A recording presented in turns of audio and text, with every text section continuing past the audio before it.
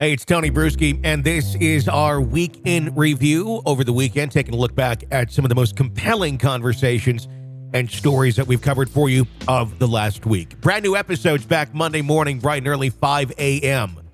here on the podcast. You're listening to the Hidden Killers podcast. This is the Hidden Killers podcast with Tony Bruschi. We are talking with defense attorney Ari Shamilian, and I want to dive into what the future holds here for someone like Lori Vallow. Is this a case where this is a person that's going to be going away forever to a prison system? Or is there some way they're going to look at this and go, yeah, this is not a person that's in their right mind to be there, and actually may present a danger to themselves being there, and they end up institutionalized? I'm just curious. Obviously, she shows competency when she seems to want to, with other times not so much.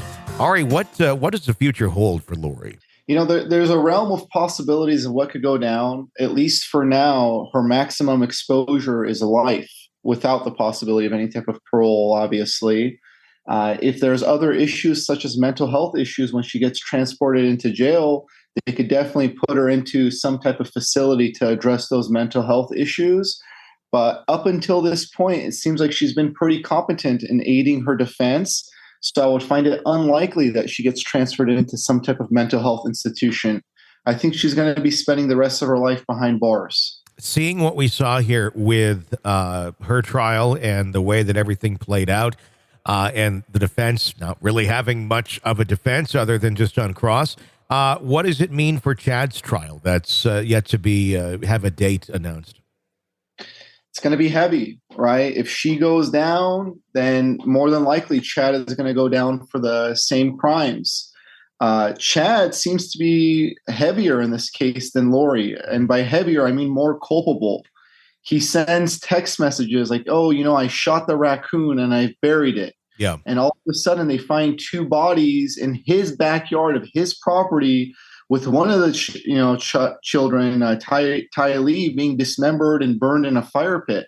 So I don't think a jury is going to find any remorse for Chad in his trial.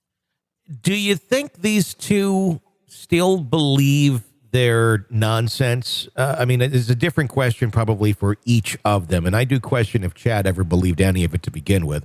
But do you think Lori is still on board with these teachings or these thoughts?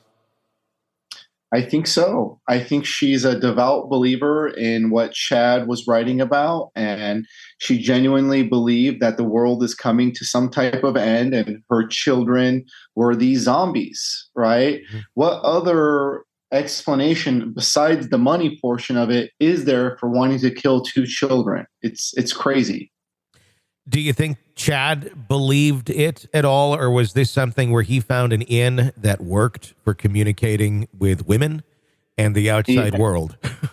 I think that's a very interesting point that you mentioned. I didn't even think about it that way, but to some extent, I think Chad does believe his own teachings. I think it's possible that Chad has brainwashed Lori to believing that the kids were zombies. Mm-hmm. But the main question is that belief reasonable? Yeah. And I think that's where this test fails. It's not a reasonable belief here. It's going to be interesting to see where that goes when all that plays out. Can they use elements from the Lori Vallow trial in the trial of Chad Daybell? Like, can they reference testimony or things of that nature, or replay testimony from any of the witnesses that testified in this case over there? If it falls within one of the hearsay exceptions, then yes, they could bring portions of the testimony to Chad's trial. More than likely what they'll do is they'll start subpoenaing people as witnesses. Mm-hmm. And they'll order them to appear in the trial, and they'll testify there. And if there's any inconsistencies between the two testimonies, they will bring the testimony from Lori's trial and impeach them there in Chad's trial. What, if any, involvement do you think there was with some of these other characters that we've learned about in this case? Specifically, some of the friends. Zulema, who was the wife of Alex up until his death.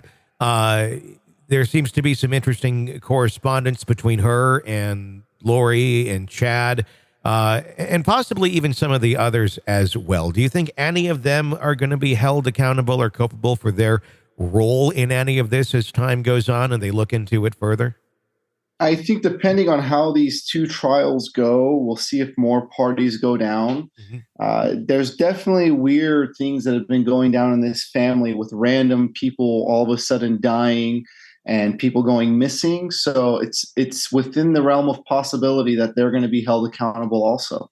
This is the examination of the hidden human condition. This is the Hidden Killers podcast with Tony Bruschi. Ari Shamilian, thank you so much for your insight into the case against Lori Vallow Daybell. We greatly appreciate all of that. If you like the podcast, press subscribe wherever you download so you don't miss any breaking updates and discussions on the cases as we follow them for you right here. I'm Tony Bruschi. Stay with us.